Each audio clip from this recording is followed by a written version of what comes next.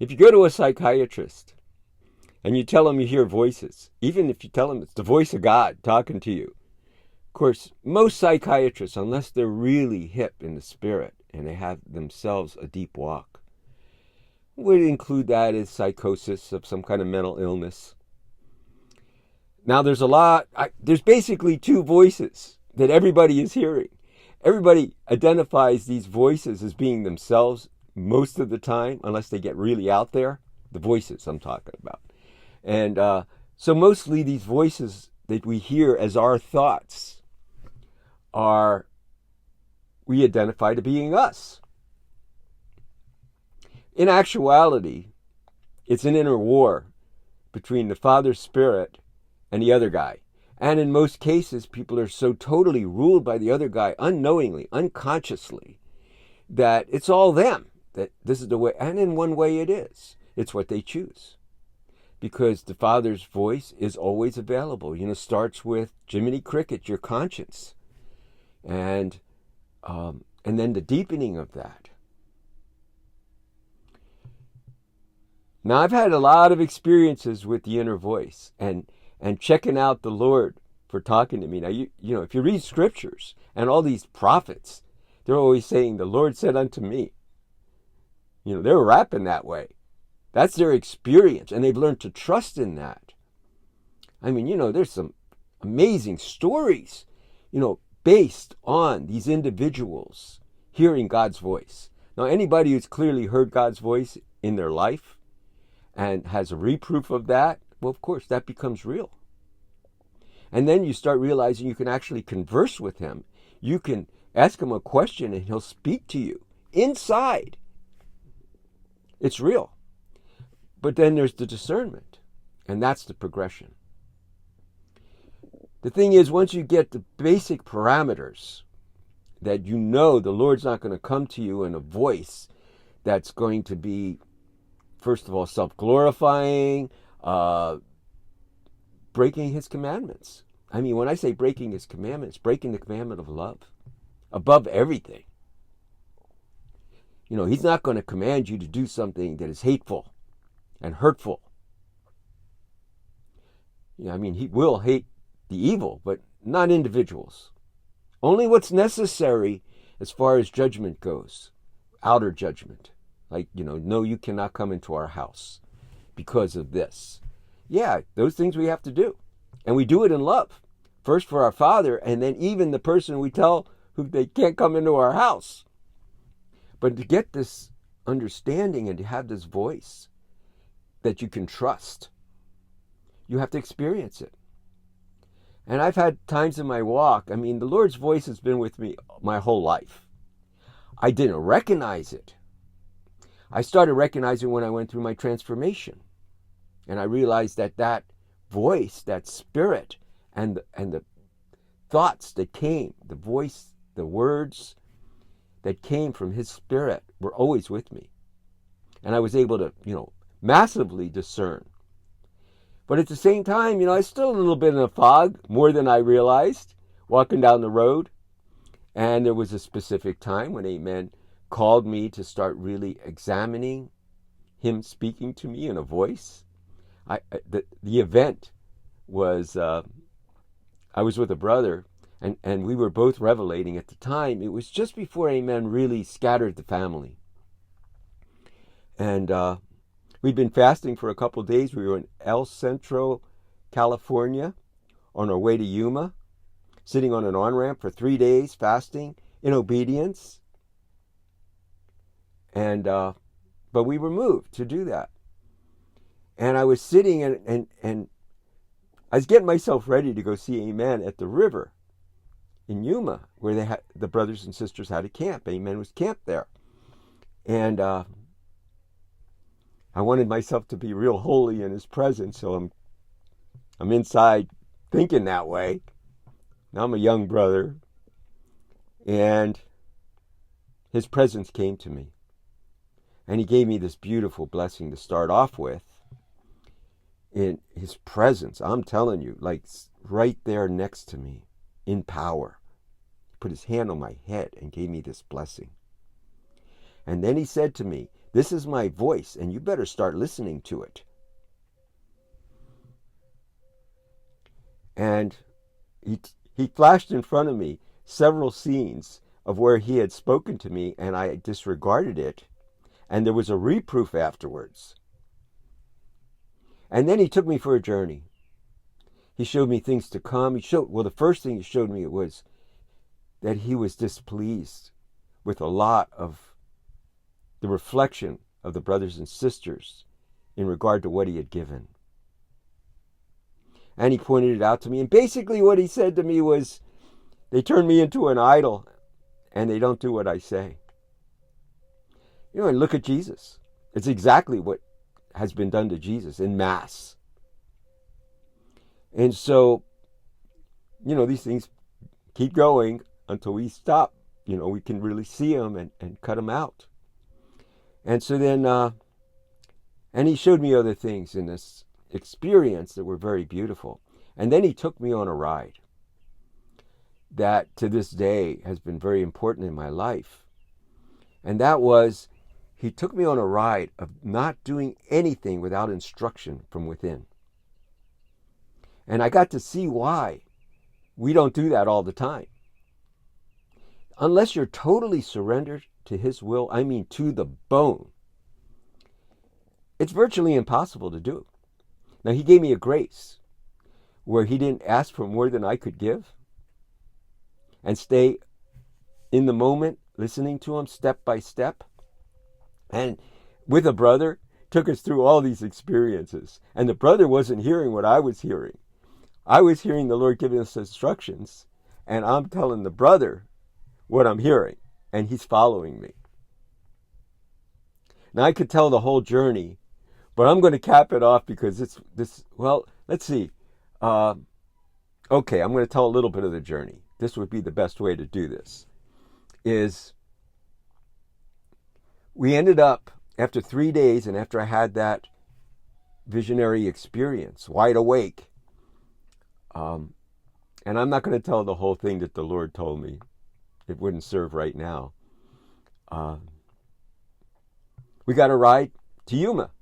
Well, as we get to Yuma, now all this time I've been wanting to go see Amen, and we get to Yuma, where the camp was. We get on the off-ramp, and there on the on-ramp is a caravan of vehicles coming out of camp. And the last vehicle stops when they see us. The brother and sister are in there. Now, Jacob and I were walking together, and we had been receiving these revelations, taking us way inside. We're way on the inside. The brother and sister are on a whole nother page. And they're amen for president and just talking a mile a minute. We're in the van looking at them. And I'm looking at it going, wow, we're not on the same ride here.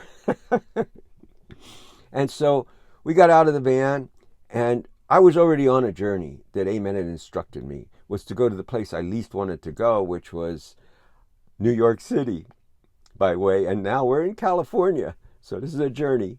And by way of Texas. So Jacob and I go into town, into Yuma. We meet some brothers and sisters there. We end up walking our way out of town. And now I'm listening to this inner voice. And I'm walking in a way I normally would not walk. I would normally ask directions or go to the highway.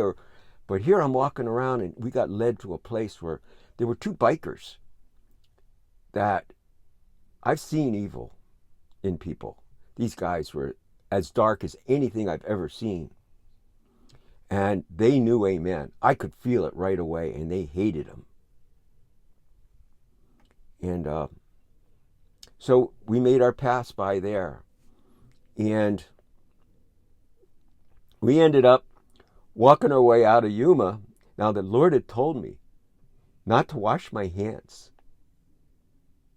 I mean, literally told me this. And we were still fasting.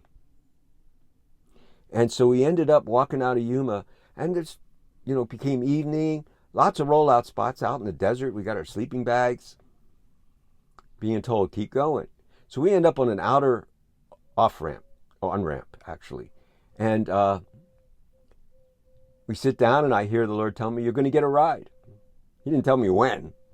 And we sat there for a while and he says, well, you're going to roll out here. And here was this little triangle in between the frontage road and the highway on-ramp. And there was one little bush there, 3 feet tall.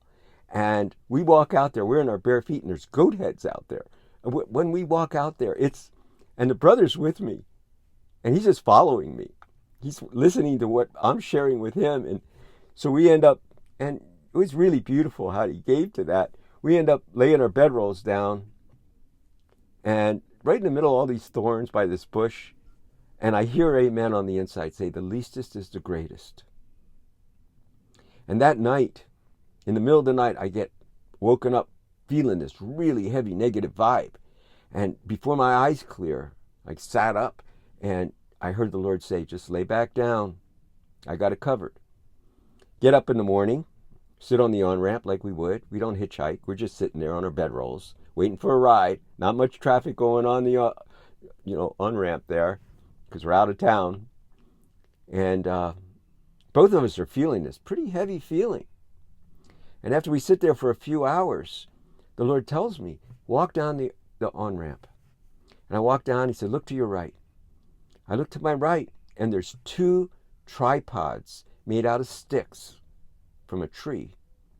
And around them is wrapped some kind of material, and the feeling of it is evil. Witchcraft. I don't know anything about this stuff, but I'm looking at it and I'm seeing it. And you could feel the evil was in the cloth, whatever they had done to it. And this was to kill us, to destroy us. And it probably had to do with those 2 bikers. And the Lord told me, now I hadn't washed my hands for days. He told me, go over there, break up those sticks, pull that rag off of it first, and then break each stick twice. Which I did, and I felt the power of the Spirit in it. And I walked back to Jake and told him what I experienced, and he had seen something. And in the moment, we were ready to lay down our lives right there.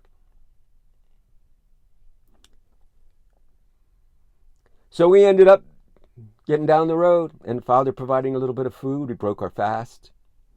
And it was kind of a dry run of laying down your life. It was beautiful, really. We were both ready. It's like, here we are, Lord. Let's see what you got. And so we ended up down the road, ended up in Tucson. My sister and her husband were there, did a little walk with him, ended up in Tucson for a good while, and a lot of miracles, a lot of beautiful stuff. I'm not going to get into telling all that. And then, this is the reason I'm telling this story, because this is the capper of it. And ends up, 2 brothers and a sister show up right as we made this huge meal. We didn't know why we made such a big meal, spaghetti, and then the sister ends up walking with us out of town, and we finally leave. And when we start walking down the highway, because in Arizona you were allowed to actually walk on the highway, I heard Amen tell me, you're going to get a ride. We were going to Austin. That was our feeling, because there were brothers and sisters camped at a brother's place in Austin. And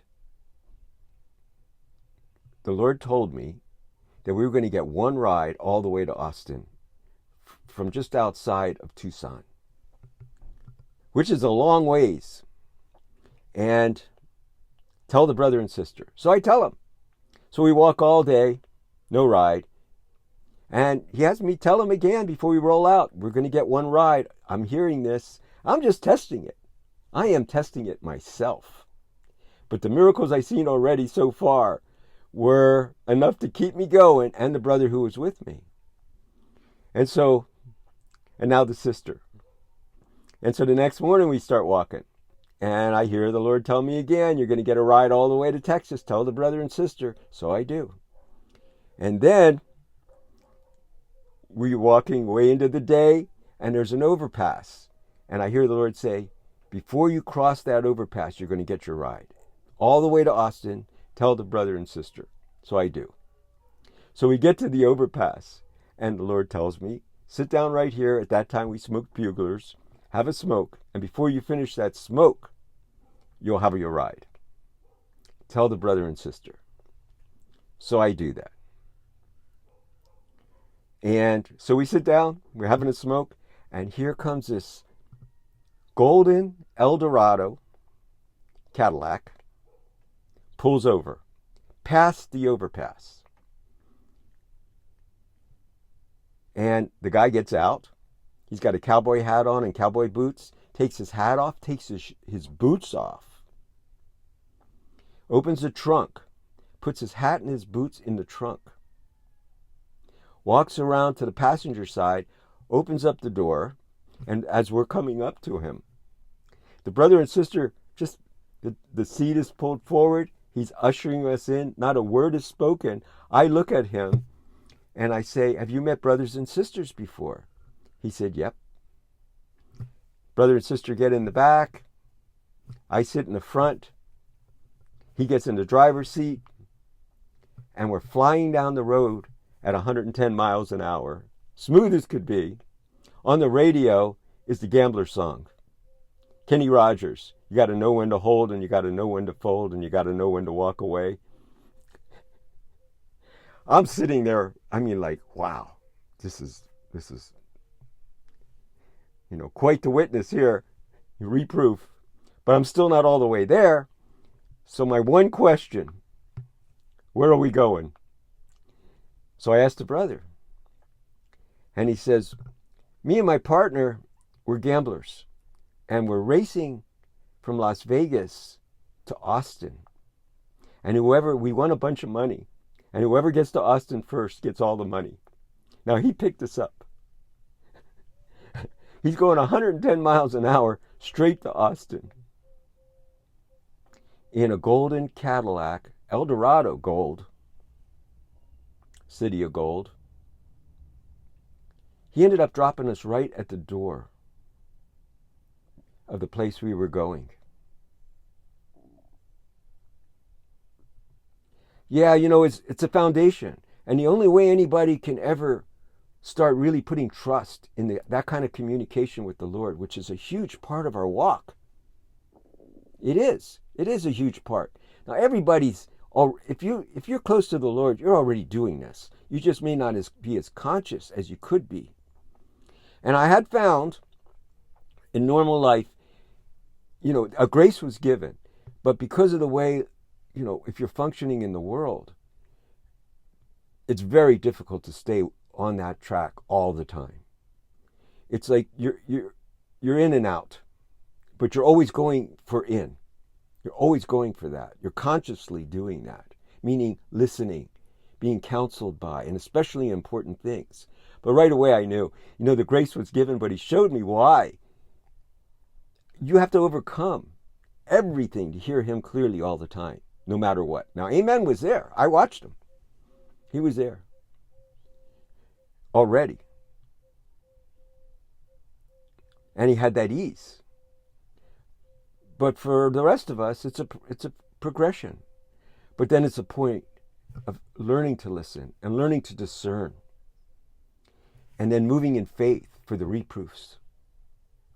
And in order to do that, to offer everything up. And if you miss it, if you miss an instruction, what I learned real fast was you miss a few of them. Because now you have to catch up. And that's why things are the way they are. Instead of us being in the moment, constantly clear to hear. I don't judge myself in those places at all. I just recognize this is the way it is. And I work it. I'm working it. And he's increasing me. But I wanted to share this, that, it's good practice. Practice communication with the Father in faith. And watch the reproofs. And your parameter of discernment is very simple. Loving him above everything and loving everyone, every living thing with his love. Amen.